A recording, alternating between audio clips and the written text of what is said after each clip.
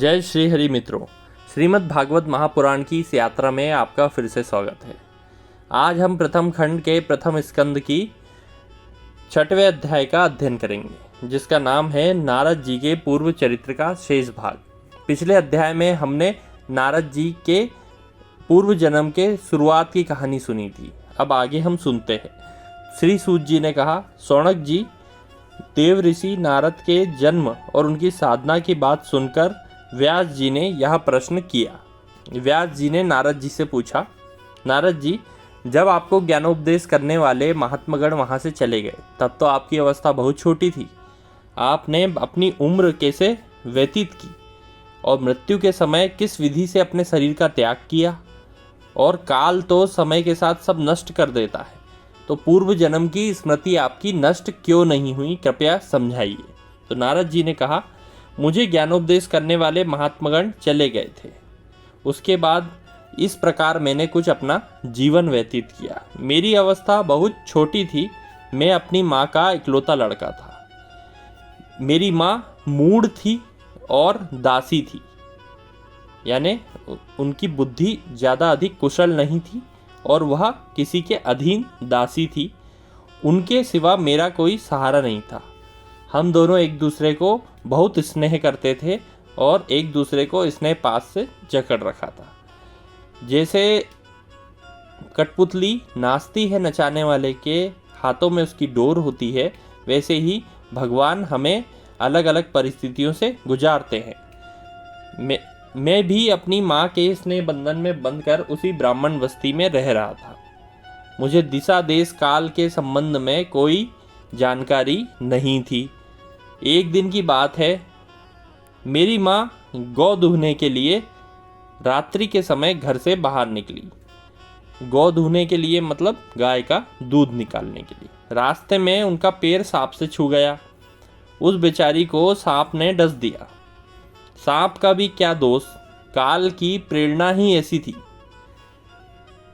मैंने समझा, भक्तों का मंगल चाहने वाले भगवान का यह भी एक अनुग्रह है। उसके बाद मैं उत्तर दिशा की ओर चल पड़ा।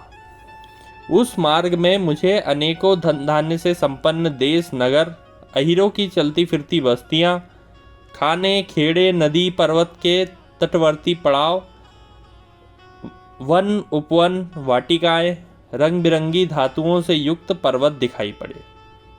कहीं कहीं जंगली वृक्ष थे जिनकी बड़ी बड़ी शाखाएं हाथियों ने तोड़ दी थी। शीतल जल से भरे हुए जलाशय थे जिसमें देवताओं के काम में आने वाले कमल थे। उन पर पक्षी तरह तरह की बोली बोलते हुए मंडरा रहे थे। मैं अकेला ही था। इतना लंबा मार्ग तय करने पर मैंने एक घोर जंगल देखा। उस जंगल में नरकट, बांस, सेठा, कुश, किचक आदि थे। उनकी लंबाई चौड़ाई भी बहुत अधिक थी। वह सांप, उल्लू, सियार आदि भयंकर जीवों का घर था। देखने में भयंकर लगता था। चलते चलते मेरा शरीर और इंद्रियां शिथिल होती गई। मुझे बड़ी जोर की प्यास लगी थी। भूखा तो मैं था ही। वहाँ एक नदी मिली। उस कुंड में मैंने स्नान किया, जलपान किया और आचमन किया। इससे मेरी थकावट थोड़ी सी मिट गई। उस विजन वन में एक पीपल के नीचे आसन लगाकर बैठ गया। उन महात्माओं से जैसा सुना था वैसा ही हृदय में रहने वाले परमात्मा को उसी स्वरूप में मन ही मन ध्यान करने लगा। भक्ति भाव से वशीकृत चित्त द्वारा भगवान के चरण कमलों का ध्यान करते ही भगवत प्राप्ति की उत्कट लालसा से मेरे नेत्रों में आंसू छलछला गए। हृदय में धीरे धीरे भगवान का प्रकाश होने लगा। व्यास जी, उस समय प्रेम भाव से अत्यंत उदेग्र मेरा मन रोम रोम पुलकित हो उठा, अत्यंत शांत और शीतल हो गया। मैं आनंद की बाढ़ में ऐसा डूबा कि मुझे अपना ध्येय और वास्तु का तनिक भी भान न रहा। भगवान का वह रूप शोकों का नाश करने वाला था और मन के लिए अत्यंत लुभावना।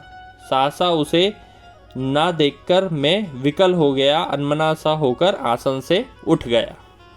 मैंने उस रूप के दर्शन फिर करना चाहा, किंतु मन को हृदय में समाहित करके बार बार दर्शन करने की चेष्टा पर मैं उसे देख नहीं सका। मैं अतृप्त के समान आतुर हो उठा। इस प्रकार निर्जन वन में मुझे प्रयत्न करके देखकर भगवान ने, जो वाणी के विषय नहीं है, बड़ी गंभीर और मधुर वाणी से मेरे शोक को शांत करते हुए कहा, खेद है कि इस जन्म में तुम मेरा दर्शन नहीं कर सकोगे। जिसकी वासनाएं पूर्णतः शांत नहीं हैं, उन अतकचरे योगियों को मेरा दर्शन अत्यंत दुर्लभ है। निष्पाप बालक, तुम्हारे हृदय में मुझे प्राप्त करने की लालसा जागृत करने के लिए ही मैंने एक बार तुम्हें अपने रूप की झलक दिखाई है। मुझे प्राप्त करने की आकांक्षा से युक्त साधक धीरे धीरे हृदय की सारी वासनाओं का भली भांति त्याग कर देता है। अल्पकालीन संत सेवा से ही तुम्हारी चित्तवृत्ति मुझमें स्थिर हो गई है। इस प्राकृत मलिन शरीर को छोड़कर मेरे पार्षद तुम हो ही जाओगे। मुझे प्राप्त करने का तुम्हारा यह दृढ़ निश्चय कभी भी नहीं टूटेगा।